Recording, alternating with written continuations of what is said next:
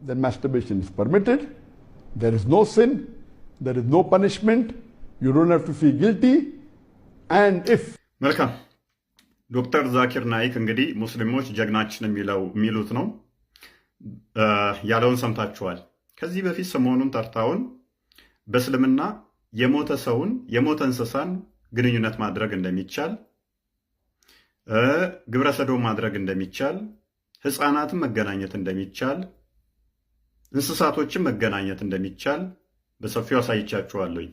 የዲቤት ጥሪም አቅርቤ ማንም ሊመጣ አልቻለም። ምክንያቱም ያውቁታል ስንት አይነት መረጃ እንደሚመጣ።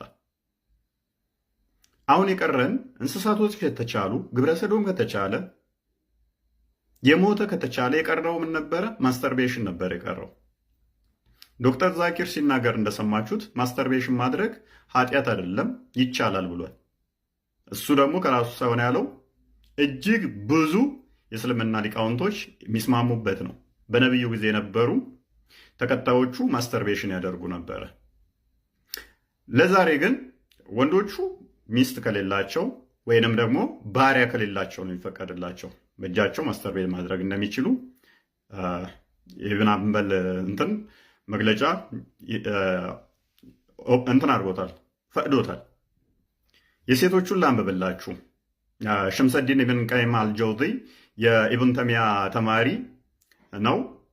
ፓርት 4 ላይ ወይንም ደግሞ ቮሊዩም 4 ላይ ፔጅ 129 ላይ ወይንም ደግሞ በእንትኑ ላይ 96 እና 97 ላይ የሚገኛል። ፔጆቹ የተለያዩ ቦታዎች ላይ ስላሉ ነው። እንትን ላይ ለምታወርዱ 96 97 እንደዛ አካባቢ ላይ ይገኛል። ስለ ሴቶቹ እንደዚህ ይላል።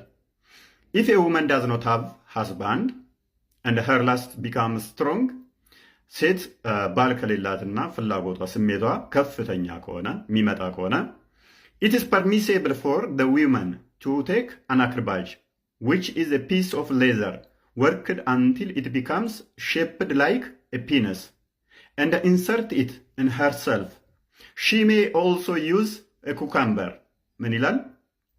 ባል ከሌላት ስሜቷ ፍላጎት ካላት ለማለት እንግዲህ ቃላቶችን እና ይላል ለሷ የተፈቀደ ነው ምን ማስተርቤት ማድረግ በምን ከቆዳ በተሰራ ሌዘር ነገር እንደ ወንድ ብልት አድርጋ መጠቀም ትችላለች።